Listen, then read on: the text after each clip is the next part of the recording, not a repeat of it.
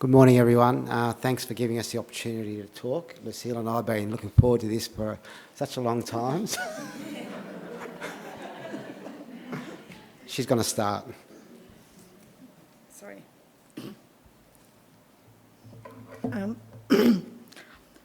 Acknowledgement. We would like to acknowledge the traditional custodians of this forum, the Wagga.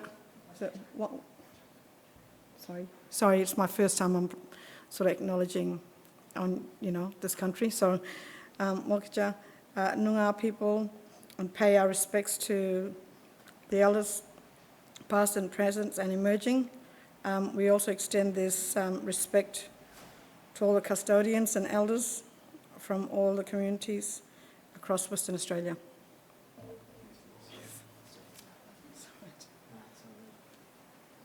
And same from me also, thank you. It's nice to be back down this way, and it's beautiful to be cool again, because we know 2 days ago I was in Fitzroy Crossing and it was 44, so I'm enjoying it at the moment, so I must say, bring it on. So we're going to go through a little bit about what we've done in the Kimberley in the last few years and how it's all come about. So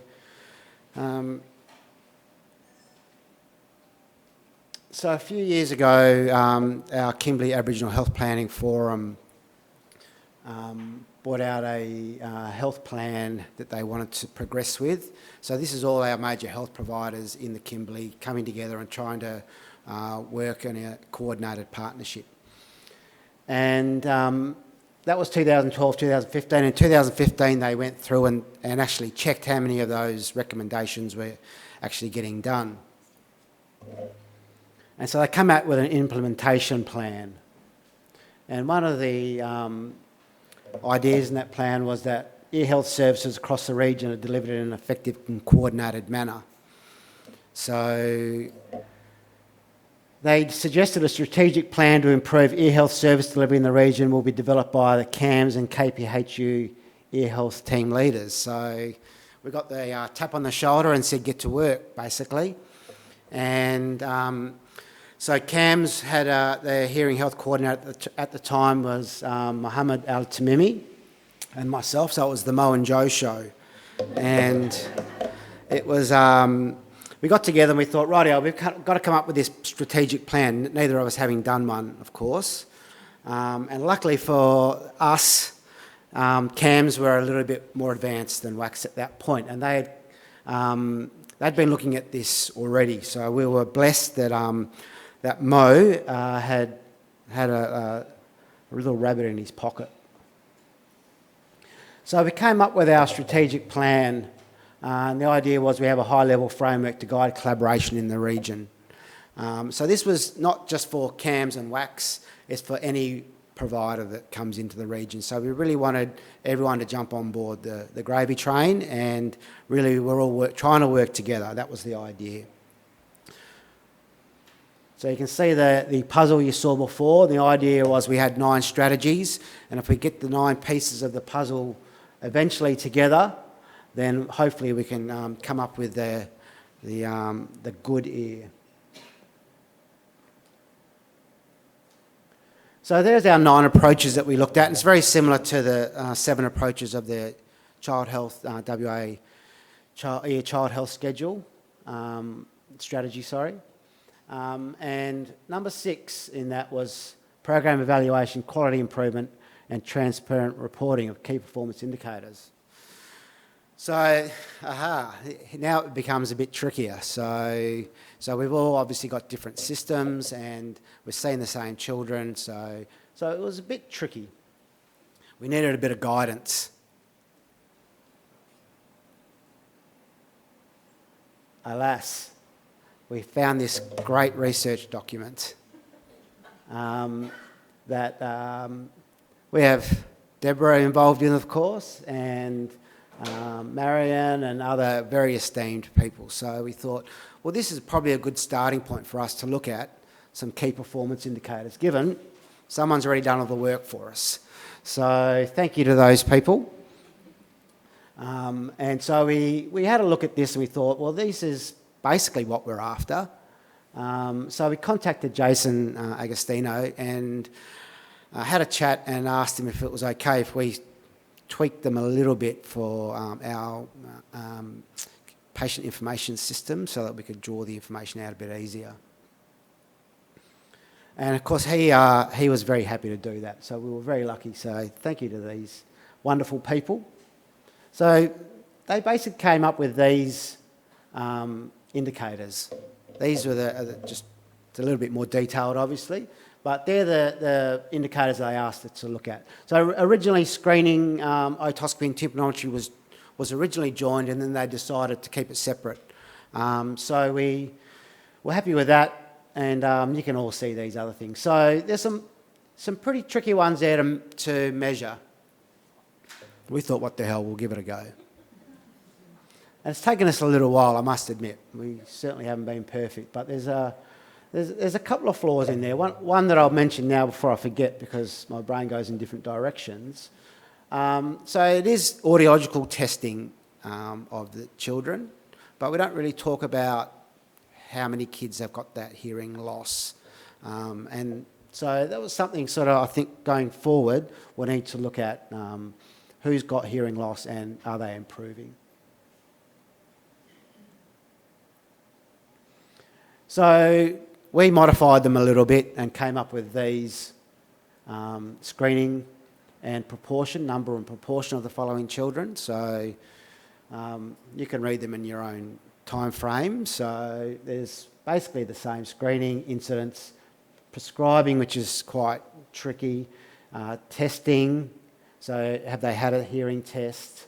Are they getting followed up, which is one of the great challenges we've got in any health service. Seeing them is one thing, and screening them. Treating them is another thing, and then actually keeping an eye on them. And that's where, really, that's what we want to be able to do. We want to be able to, the kids with chronic ear disease, they need to be seen daily sometimes, and the family supported. So that's, I think, I've been really interested to hear Mark's talking in a little while about workforce development and how we can sort of focus with that, in that with families. Timely follow-up.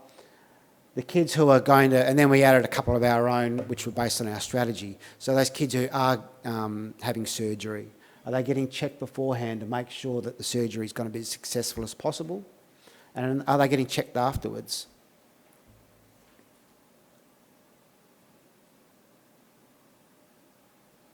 Press the right button. Okay, so I made this presentation a few weeks ago. I've got to try and remember what I have to say here.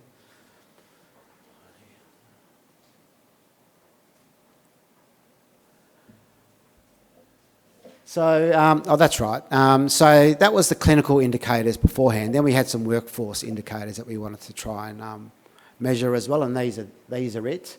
So do they come in and understand what we want them to do in our orientation? So orientations, anyone who's done one, is just a bombardment, and we get a lot of nurses who come to the Kimberley who have never been to the Kimberley before, so they're new staff, quite often graduates, and so they're going, well, some of them have never spoken to Aboriginal people in their lives. So they're going out to places like Fitzroy Crossing, Halls Creek, which are these mythical places. They're a little bit concerned about things. So the orientation is a bombardment on their senses. So when we orientate through wax, it's, for me, that does the orientation. I don't concentrate at all on any of the skills at that point. It's really a, how are you? And it's that bonding so that they feel they've got a person to contact if need be. So they're all the workforce ones that we're looking at. And eventually we want them skilled enough to be able to look at an ear and know what they're looking at. And as Sharon mentioned, it is a tricky skill. A lot of nurses have got a lot of nursing experience, but I've always been told that's the doctor's job. And that's something that's really one of my bugbears. And of course we've got a very skilled Aboriginal health workforce who are doing a lot of these as well. And unfortunately health worker versus a health practitioner thing is still bubbling away in the background that we need to sort out. And telehealth, of course, is the stuff that's going forward. We've got all the equipment. We really want to progress it.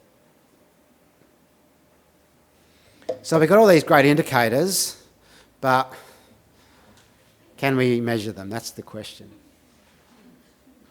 And we've started measuring them. It is really difficult, and I'll give you the scenarios. We're in Halls Creek. We've got our child health, school health programs that are screening, and of course their health provider is Yuriyungi. So getting that information about those patients can be very time consuming if we want to measure these things, because it's all about the patient, it's not about numbers. So we've really need to strengthen the partnerships. And one thing when we developed the strategy initially, and we're all giving ourselves a pat on the back going, how good are we, we've got this strategy. And we quickly realised it was only a public health document, and it wasn't, we didn't have much involvement from the primary healthcare sector, or nowhere near enough. So getting the program and the strategy into actual people's daily work lives, given they are so overwhelmed with so many things, is it's a real challenge. So we've just got to keep persisting, supporting, mentoring and helping and doing our best. So these are our members of our Kimberley Ear Health panel. We try to include all the different ACHO services. Brahms have been really good recently, and each of our towns have got an Aboriginal medical service except for Fitzroy Crossing, who have a cultural health service, so Nindalingari. So we've invited all of them to be our people on the ground and our basically telling us how it really is. WACs are important, obviously. Hearing Australia have jumped on board recently. CAMS, of course, and Royal Flying Doctor Service, who service different areas. So we've got multiple primary healthcare providers providing support for the same population. So it gets tricky when we have kids from back blocks of Fitzroy Valley who move to Halls Creek and then end up in the Kajunka, and we're trying to find these kids. So we've got to work together, otherwise it's going to be a big problem. So in terms of data collection from a WACS perspective, even within WACS we have a couple of different systems. So hospital-based versus community health, completely different. So a child might turn up for an ear check at Fitzroy Crossing Hospital, and that'll go into WebPass, and then in community health they'll use Cheers. So it's tricky to track these children and these incidents, and hopefully our superiors at head office will come up with a system that will be more user-friendly. And we've looked at databases and those sorts of things. There's pros and cons to everything, I think. So in terms of getting the information, at the moment we can do a raw data, which is a fairly easy report, but if you want an accurate report, you can have a raw report or an accurate report. It's really time consuming to then sift through it. So, and I believe, if we want data, we may as well make it accurate data. And of course, data entry. Data is only as good as the person who puts it in there. So that's a challenge. We try and help people to do it properly, but of course, Chinese, or can I say Chinese whispers anymore? Probably not. But word of mouth sometimes doesn't work very well. Apologies there. So patients, it's all about patients. So making it non-identifiable is really important, but they are the same patients seeing the same organisation or different organisations. So trying to get that information is difficult. But what it has done, it's really given our panel a strong focus on these indicators and these people to try and focus better now. So that's the WACS perspective. Lucille. Thanks, John. And so the CAMS system for the data collection is we use the MMX system. The MMX system is the Kimberley base, and it sort of captures all the patients. So if a patient moves from from Derby to Halls Creek or Kajunka, we have a primary care provider that identifies where their primary location is. And we also make sure that when we do that data entering, the progress notes and the recall and the care plans for the patients. We try and work closely with the hearing health team, ENT team works closely with the clinics as well as the schools to ensure that that data entry is entered into the MMX system. Manual extraction of data, for example, Halls Creek, and when Joe talks about Halls Creek patients, some of the actual patients actually they use the Halls Creek wax system versus the Yarriangi Aboriginal Medical Service. So not all data entry is entered into the MMX system. So we don't capture all of them other than us using a manual extraction of an Excel spreadsheet to monitor all these kids and the progress on the ear health. So that's the external Excel spreadsheet, and then the reporting process. So then we do the reporting process and we extract a lot of that from the MMX system, but then sometimes it doesn't capture all of it. So therefore then we refer back to the Excel spreadsheet. And then we share data with relevant stakeholders, hearing health, wax, and if we need to refer them through to paediatricians and all that. So that's part of the sharing of data. Thank you.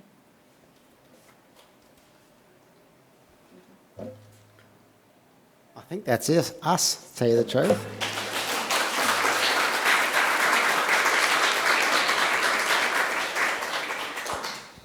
Thanks, Joe and Lucy. I'm just going to ask anyone in the audience if they have a question that they would like to ask Joe or Lucy regarding their little presentation on sharing of data and pulling together the work in the Kimberley region. Somebody's got a burning one. Deb. Deborah, can we wait? So can you tell us, this is incredibly challenging. So have you pulled any data out? So it's worked, has it?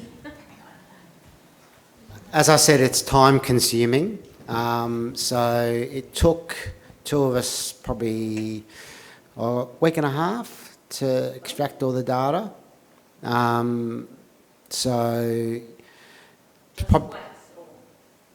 Just wax at this point was the first challenge. So there's been a bit of turnover, and we've got to acknowledge that Lucille's been acting in this role, and she's been doing an amazing job. So at this stage, wax have pulled their data, and we've got the Hearing Australia are going to report on the next quarter, as well as CAMS and the other guys. So it's been challenging.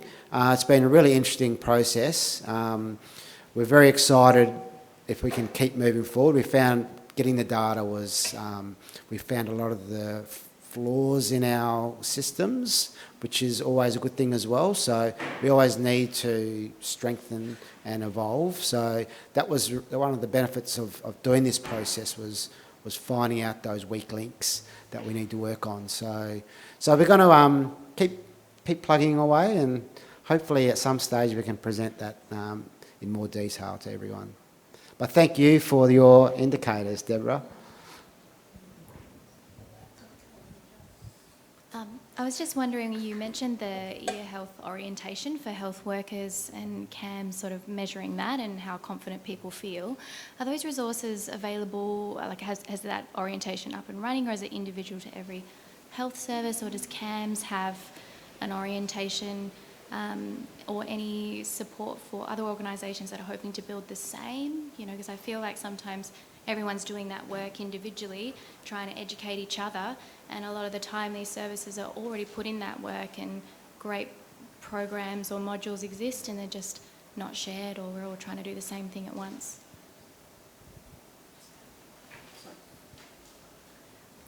Sorry, the orientation within camps, because there are so many different units, so we focus, like Vernon, the pop health manager at the back that just started this year, we're sort of trying to they've developed a HR sort of database system, so incorporating training and orientation. So it's just new to us this year, and so that's sort of developed for the orientation induction for new staff members. In terms of ear health itself, probably that's one of our identified gaps, like Joe was saying, is then us trying to work collaboratively together to try and create something for the Kimberley. Verna, did you want to say something? I think Joe, the question should probably go to Joe, because he spoke about the wax. So that's the wax one, so not the CAMS one. So yeah, so that's that what you're saying for the KPI? Wax. Yeah, so I know with the Kimberley has an individual one, but WAX has some modules, online modules that we use as well, so around ear health and then otoscopy, tympanometry, audiometry. So I don't know if they're available to outside of WAX at this stage, but certainly that's the original orientation that they will do. Leonie might be able to help us out there. We just recently shared all the content for the ear health modules, including the videos, with Aqua, who are planning, I hope I'm not telling any secrets, Marion, but who are looking at some further training around working in child health generally with Aboriginal children and their families. Hot off the press. Yeah, so then we just take that another step. It's one thing to watch the videos, and then it's how we do it with WAX is I sort of gauge their initial knowledge on ears, and then we do some training, and then we do a check again on the same check to see if they've improved. And we've got competencies that we work on as well, so that's all documented. So we go through that process with them, and then at the elbow support in context of their workplace. Because a lot of the training's done around other colleagues looking in my ear, which is the only reason I got this job was I got beautiful straight ear canals, basically. So then it's looking at an 8-week-old's ear is a completely different story. Joe, first of all, don't get your hopes up about this afternoon's conversation around training. I've got the graveyard shift, so I'm not sure that we're going to get much done, but that's all right. More importantly, the data's great. How do we drive outcomes and the strategies that come from the data is always the key question. Obviously, collecting data is one thing, but doing something so we don't need ENTs anymore and we actually get the early surveillance and all of the stuff that we really, really want as a community. So what's the next step in terms of that strategy for you guys? Oh, and what would you do differently too? Me personally or WAX? Look, what would we do? I mean, I guess the question is, from a community perspective, we always got to work out what the community wants. That's the important thing. And, you know, as much as we're passionate about ears, it's not always the community was needed out there, to tell you the truth. So I think definitely working, we need more staff on the ground, working with communities, talking with them, a team for each region. The Kimberley is not just one region. There are so many different groups involved.